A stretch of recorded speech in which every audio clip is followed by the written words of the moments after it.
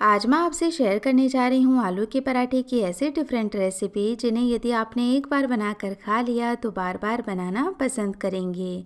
साथ ही बताऊंगी कुछ ऐसे टिप्स और ट्रिक्स जिससे पराठे के हर कोने में स्टफिंग जाएगी और पराठे बहुत ही सॉफ्ट और फूले फूले बनेंगे। तो हेलो दोस्तों, मैं हूँ निर्मला, मेरे किचन में आपका बहुत बहुत स्वागत है। तो चलिए आज के बहुत ही टेस्टी आलू के पराठे बनाना शुरू करते हैं। पराठे बनाने के लिए सबसे पहले हम आटा लगा करके तैयार कर देंगे ताकि जब तक हम स्टफिंग रेडी करें तब तक आटा भी रेस्ट ले ले। तो यहाँ पर मैंने 2 कप गेहूं का आटा लिया है और अब इसके अंदर डालेंगे नमक और बढ़िया से मिक्स करके बस पानी डालते हुए एक सॉफ्ट आटा लगा करके तैयार कर लेना है। जब हम नॉर्मल आलू के गोभी के पराठे बनाते हैं तो आटे के अंदर भी थोड़ी सी अजवाइन, कसूरी मेथी वगैरह ऐड करते हैं, लेकिन इन पराठों का टेस्ट एकदम ही डिफरेंट होगा उन पराठों से। तो आटे के अंदर आपको अजवाइन वगैरह कुछ भी ऐड नहीं करना है क्योंकि उनका टेस्ट इन पराठों में अच्छा नहीं लगेगा। तो बस मिक्स करने के बाद अब हम थोड़ा थोड़ा पानी डालते जाएंगे और एक सॉफ्ट आटा लगा करके तैयार करेंगे। यदि आप चाहते हैं पराठे एकदम सॉफ्ट बने, साथ ही जब हम उसमें स्टफिंग भरें तो स्टफिंग बाहर ना आए, इसके लिए सॉफ्ट आटा लगा करके तैयार करें।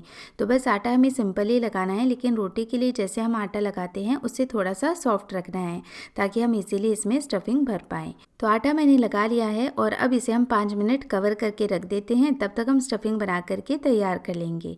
तो स्टफिंग बनाने के लिए हमें चाहिए होंगे उबले हुए आलू। तो 5 से 6 उबले हुए आलू लेकर उन्हें अच्छे से ठंडा कर लें और ठंडा करने के बाद ही स्टफिंग के लिए उनका इस्तेमाल करें।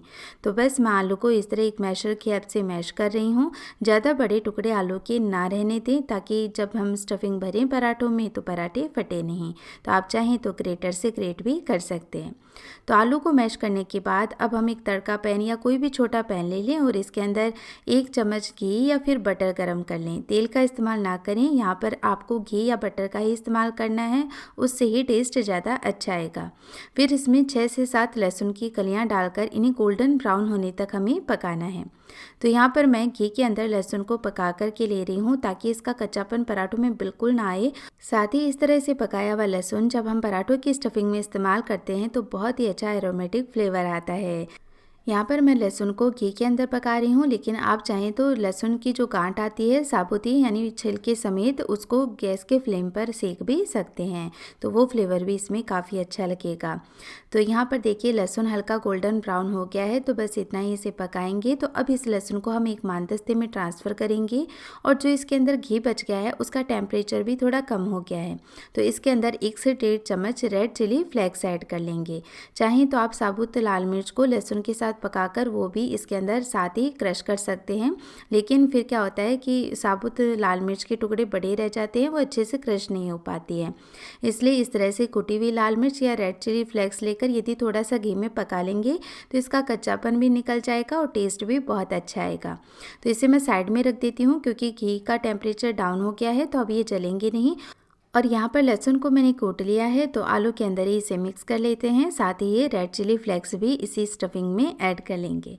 अब इसमें कुछ और फ्लेवर्स हम ऐड करेंगे। तो सबसे पहले हम इसमें डालेंगे 1 छोटी चम्मच मिक्स्ड हर्ब्स, या फिर आप इसकी जगह पिज़्ज़ा सीजने का इस्तेमाल भी कर सकते हैं। इसी के साथ मैं डाल रही हूँ इसमें 1 छोटी चम्मच ऑरिगेनो। साथ ही डालेंगे 1 से 2 बारीक कटी हुई हरी मिर्च, या जितना तीखा आप पसंद करते हैं उसके अकॉर्डिंग हरी मिर्च ऐड कर लें। ढेर सारी बारीक कटी हुई धनिया पत्ती ऐड करेंगे और स्वाद के अनुसार नमक डालकर सारी चीज़ों को बढ़िया से मिक्स कर लेंगे। तो बस बहुत ही सिंपल स्टफिंग है। और यहाँ पर इस स्टफिंग में आप चाहें तो चीज़ का इस्तेमाल भी कर सकते हैं, लेकिन मेरे घर में चीज़ पसंद नहीं किया जाता है, इसलिए यहाँ पर मैंने चीज़ का इस्तेमाल नहीं किया है। आपको पसंद है तो आप इस स्टफिंग में चीज़ ज़रूर से डालें। तो यहाँ पर देखिए स्टफिंग मैंने तैयार कर ली है। ये स्टफिंग बहुत ही सिंपल लेकिन बहुत ही टेस्टी बनती है। और इस तरह से स्टफिंग बनाने के बाद इसकी गोल बॉल बना करके तैयार कर देंगे तो पराठे भरने में बहुत ही आसानी होगी। तो इस तरह से ये मैंने बड़ी बॉल बनाकर स्टफिंग की तैयार कर ली हैं। और अब आटा भी रेस्ट ले चुका है, तो एक बार फिर से इसे थोड़ा सा गूंद लेते हैं। और गूंदने के बाद इसकी एक लोई तोड़ेंगे। तो जितनी मैंने स्टफिंग की बॉल बनाई है उससे थोड़ी छोटी मैंने लोई लेकर इसे फ्लैट कर लिया है। और अब इसके हम एक कटोरी नुमा शेप बना लेंगे। तो सेंटर में से इसे मोटा रखें और फिर बाद में अंगूठे की सहायता से इसे बीच में से देखिए ऐसे प्रेस करते रहें, तो ऊपर की ओर इस तरह से ये बढ़ता रहेगा और जो कॉर्नर है उसे भी हमें मोटा रखना है। तो इस तरह से देखिए कितनी बढ़िया कटोरी बन करके तैयार हो गई है, जिसमें हम स्टफिंग बहुत ही आसानी से भर सकते हैं। तो अब क्या करेंगे, जो स्टफिंग की हमने बोल बनाई है, देखिए कितनी सारी स्टफिंग है, तो स्टफिंग इसमें रखेंगे। अब क्योंकि हमने किनारों को मोटा रखा है, तो अब इन किनारों को इस तरह पिंच करते हुए यानी पतला करते हुए ऊपर की ओर उठाते जाएंगे। स्टफिंग को बीच में से थोड़ा सा प्रेस कर देंगे और इस तरीके से ये किनारे ऊपर होते होते एक दूसरे के साथ जुड़ जाएंगे। इसलिए मैंने कहा था कि आपको एकदम सेंटर में से भी थोड़ा मोटा रखना है और किनारे भी मोटे रखने हैं। तो सेंटर में से भी जब मोटा रखेंगे तो जब हम पराठे को बेलेंगे तो वो फटेंगे नहीं, और किनारे मोटे रखने से इस तरह से आप इसे ऊपर की ओर ले जाकर और फिर आराम से पराठे भर सकते हैं। तो देखिए पूरा आटा है वो इसके अंदर अच्छे से मिक्स हो जाएगा, और क्योंकि मैंने लोई पहले से ही जो हमने स्टफिंग की बॉल तैयार की थी उससे छोटी ही ली थी, तो एक्स्ट्रा आटा हमें हटाने की ज़रूरत नहीं पड़ेगी। और पहले ही से ऐसे हाथों में थोड़ा टैप करते हुए घुमा लें, तो इससे क्या होगा कि यदि कोई एयर पॉकेट रह गई इसमें तो वो भी निकल जाएगी, और साथ ही स्टफिंग बहुत ही अच्छे से इसमें सेट हो जाती है। तो जब हम इसे बेलेंगे तो स्टफिंग बिल्कुल भी बाहर नहीं निकलेगी। फिर इस पर थोड़ा सा सूखा आटा लगाते हुए बहुत ही हल्के हाथों से इसे बेल लेंगे। तो पराठा तो आप देख सकते हैं कि भरते भरते हमने आधा बना ही लिया है, तो बस अब बेलन की सहायता से इसे हल्का सा बेल करके टचअप दे देंगे ताकि ये और भी ज़्यादा सुंदर हो जाए। तो आप देख ही सकते हैं फ्रेंड्स कितना गोल सुंदर पराठा बनकर के तैयार हुआ है।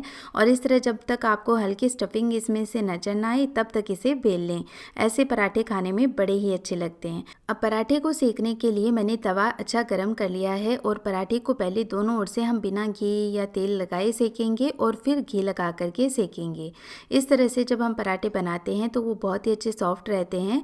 और साथ ही यदि हम शुरुआत में ही इस पर घी या तेल लगाना शुरू कर देते हैं तो पराठे घी के अंदर पक करके फिर जो ऊपर की इनकी लेयर होती है वो हार्ड होती जाती है। और साथ ही ये भी ध्यान रखना है फ्रेंड्स कि पराठे को ज़्यादा लो आंच पर नहीं सेकना है, वरना क्या होता है कि धीरे धीरे इनका मॉइस्चर लूज़ हो जाता है और पराठे हार्ड हो जाते हैं। यदि आप अच्छे गर्म तवे पर पराठे को फटाफट से सेक लेंगे उतना ही पराठा अच्छा सॉफ्ट रहेगा। तो देखिए किस तरह से पराठा फूलने लगा है, बहुत ही अच्छे से ये सॉफ्ट भी बना है और काफ़ी अच्छा सुंदर कलर भी आ गया है।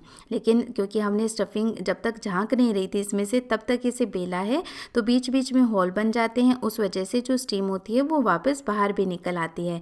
लेकिन उससे टेस्ट में कोई फ़र्क नहीं पड़ता है। पराठे ऐसे ही आप बनाएंगे तो बहुत ही अच्छे सॉफ्ट रहेंगे और खाने में भी अच्छे लगेंगे। और जब आप एक पराठा सेक रहे हो तो साइड में दूसरा पराठा भर करके तैयार कर लें, तो इससे आपका समय भी बचेगा। और क्योंकि घी लगा हुआ जो तवा होता है वो से हम ऐसे ही गर्म करते हैं तो उसमें से धुआं उठने लगता है। तो यदि एक के बाद एक आप पराठे तवे पर डालते जाएंगे तो बिल्कुल भी तवा जलेगा नहीं, यानी घी जलेगा नहीं, और बहुत ही अच्छे पराठे बन करके तैयार होंगे। तो ये मैंने एक पराठा बना करके तैयार कर लिया है, और बस सेम वे में हम सेकंड पराठा बना करके भी तैयार कर लेंगे।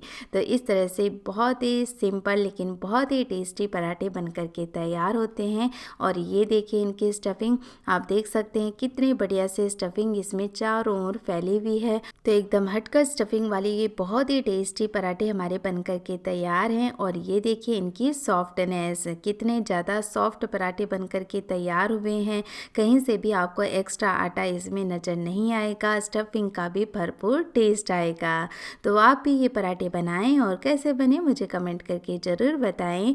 और यदि आज की ये रेसिपी आई है आपको पसंद तो प्लीज़ लाइक का बटन ज़रूर दबाएं और इसे अपने फ्रेंड्स और फैमिली के साथ ज़्यादा से ज़्यादा शेयर करें। साथ ही मेरी ऐसी और भी रेसिपीज़ देखते रहने के लिए चैनल को सब्सक्राइब कर बेल आइकन पर प्रेस ज़रूर करें, ताकि जब भी मैं नया वीडियो पोस्ट करूं उसका नोटिफिकेशन आपको मिलता रहे। तो फ्रेंड्स फिर से मिलेंगे एक और नई रेसिपी के साथ, तब तक के लिए टेक केयर, बाय बाय।